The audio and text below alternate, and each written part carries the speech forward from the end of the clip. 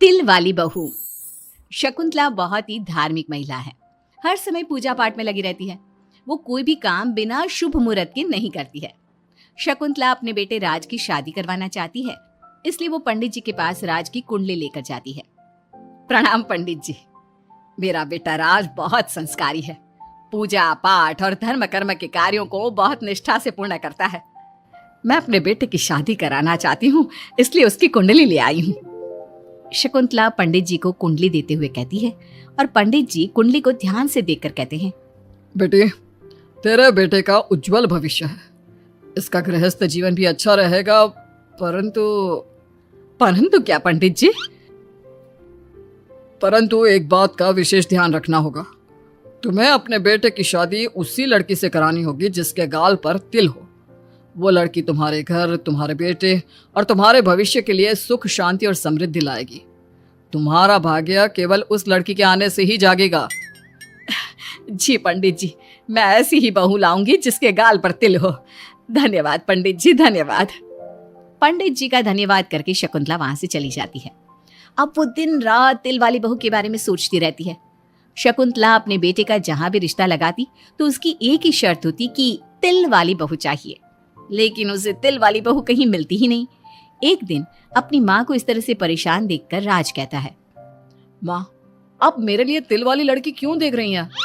अरे क्योंकि पंडित जी ने बोला है, वो तुम्हारे और इस घर के लिए भाग्यशाली साबित होगी। माँ, मैं एक लड़की से प्यार करता हूँ। आप मेरी शादी उस लड़की से करा दो ना।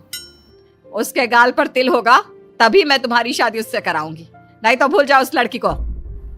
माँ की बात सुनकर राज को लगा कि माँ उसकी शादी कभी होने ही नहीं देगी, इसलिए उसने बिना कुछ सोचे समझे बोल दिया, अब माँ है ना, उसके गाल पर तिल है। सच में माँ, बहुत प्यारा तिल है। तू सच कह रहा है बेटा? अरे तो तूने मुझे पहले क्यों नहीं बताया? जल्दी से मुझे उस लड़की से मिलवा दे। ठीक है माँ, मैं बात करता हूँ उससे। अगले दिन राज रोशनी के पास पहुंचा और उसे सारी बात बताई। रोशनी ने सारी बात जानने के बाद कहा, राज, तुमने माँ से झूठ क्यों बोला? मेरे गाल पर कोई तिल नहीं है। अरे मेरे पास कोई और रास्ता नहीं था रोशनी। उस समय मुझे जो ठीक लगा मैंने किया। अगर मैं ऐसा नहीं बोलता तो माँ मेरी शादी किसी तिल वाली लड़की से करा देती। माँ से इससे झूठ बोलना ठीक नहीं है। माँ को कोई तिल वाली लड़की मिलती ही नहीं तो माँ अपने आप तुम्हारी शादी मुझसे कराने के लिए तैयार हो जाती। अरे तुम्हें पता नहीं, पंडित जी के मुख से निकली बात मेरी माँ के लिए पत्थर की लकीर है। वो आकाश पाताल एक कर देंगी, लेकिन तिल वाली लड़की ढूंढ कर ही रहेंगी। जो भी हो राज, लेकिन माँ को जब कभी सच्चाई का पता चलेगा तो उन्हें बहुत दुख होगा। और मेरे गाल पर तो तिल है ही नहीं, अब मैं माँ से कैसे मिलूंगी? तुम अपने गाल पर काजल से एक तिल बना लो ना, बाकी मैं संभाल लूंगा।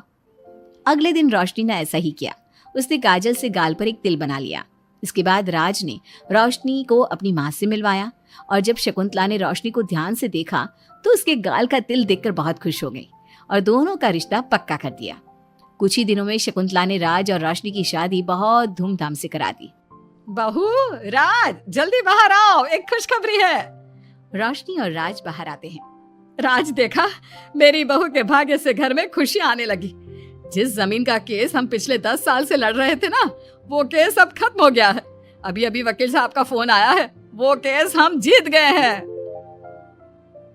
माँ, ये तो बहुत अच्छी खबर है। ये सब आपकी मेहनत का फल है। आपने इस कोर्ट केस के चक्कर में बहुत मेहनत की है। अरे नहीं बेटा, ये तो मेरी तिल वाली बहू के भाग्य से हो रहा है। पंडित जी ने बिल्कुल सही कहा था। शकुंतला रोशनी को बहुत प्यार करती है, लेकिन रोशनी के मन में दुख होता है। वो सोचती है, माँ मेरे झूठ को सच समझ रही है। अगर माँ को ये पता चल गया कि ये तिल नहीं काजल है तो उन्हें कितना दुख होगा। मैं आज ही राज से बात करूंगी कि वो माँ को सारी सच्चाई बता दे। शाम को राज घर आता है तो रोशनी राज से कहती है, राज, हमें माँ को सारी सच्चाई बता देनी चाहिए। घर में कुछ भी अच्छा होता है तो माँ को लगता है कि सब मेरे गाल के तिल की वजह से हो रहा है। तुम्हारे गाल की तिल की वजह से कुछ नहीं हो रहा, लेकिन हाँ, तुम्हारी वजह से हो रहा है। तुम इस घर में लक्ष्मी का रूप लेकर आई हो। सब बात ठीक है राज, लेकिन मैं माँ से और झूठ नहीं बोल सकती। मैं कल ही उन्हें सब कुछ सच सच बता दूंगी। नहीं रोशनी, अभी हम कुछ नहीं बता सकते। अभी हमारी शादी को ज्यादा दिन भी नहीं हुए। तुम माँ के दिल में अपने लिए थोड़ी और जगह बना लो, उसके बाद में पक्का मैं ही माँ को सब कुछ बता दूंगा। इस तरह से दिन गुजरने लगते हैं और शकुंतला के घर में खुशियों का आना लगा रहता है। शकुंतला अपनी बहू से बहुत प्यार करने लगी थी। एक दिन शकुंतला रोशनी के कमरे में गई। बहू, ओ बहू, कहाँ है तू? माँ मैं बाथरूम में हूँ, नहा रही हूँ। अरे देख तो मैं तेरे लिए क्या लाई हूँ, जल्दी बाहर आ।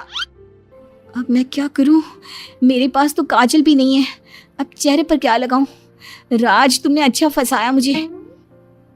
माँ आप अपने कमरे में जाइए, मुझे नहाने में थोड़ा टाइम लगेगा, मैं खुद आपके कमरे में आ जाऊंगी। नहीं बहू, तू जल्दी से निकल कर आ, मैं यहीं बैठी हूँ तेरे कमरे में। जब रोशनी को इस बात का एहसास हो गया कि उसकी सास कमरे से नहीं जाएगी, तो उसने अपने गीले बाल एक तरफ कर लिए और बालों से अपना आधा चेहरा छुपाकर बाहर आई। बहू नहा ली तुम? देखो मैं तुम्हारे लिए नई साड़ी और गहने लाई हूँ। आज शाम को बहुत मेहमान आ रहे हैं, मैं तुम्हें सबसे मिलवाऊंगी। मेहमान किस लिए आ रहे हैं माँ? अरे तुम्हें राज ने बताया नहीं बहू, हमारी कंपनी इस साल नंबर 1 की पोजीशन पर पहुंच गई है और ये सब तेरी वजह से हुआ है। चलो मैं चलती हूँ, मुझे शाम की बहुत सारी तैयारी भी तो करनी है। जब शकुंतला रोशनी के कमरे से चली गई, तब उसकी जान में जान आई। शाम को पार्टी में बहुत बड़े बड़े लोग आए थे। शकुंतला ने अपनी बहू को सबसे मिलवाया और उसकी खूब तारीफ की। पार्टी में सब लोग शकुंतला के सक्सेस का राज पूछ रहे थे, तो शकुंतला अपनी बहू और उसके दिल की तारीफ कर रही थी। एक दिन शकुंतला अपने बहू बेटे के साथ घूमने गई। आज हम घूमने आए हैं तो देखो मौसम भी कितना प्यारा हो गया है, लगता है बारिश आने वाली है। शकुंतला के इतना कहते ही जोरों की बारिश शुरू हो गई। रोशनी और राज कुछ सोच पाते इससे पहले ही रोशनी के गाल पर काजल का तिल बह गया और शकुंतला ने ये सब देख लिया। अब शकुंतला के गुस्से की कोई हद ना रही। तूने मुझसे झूठ बोला, तेरी इतनी हिम्मत? कल वही मैंने तुझे इतना प्यार किया, तुझे अपने बेटे से ज्यादा ममता दी और तूने मेरे साथ विश्वासघात किया। मैं तुझे कभी माफ नहीं करूंगी।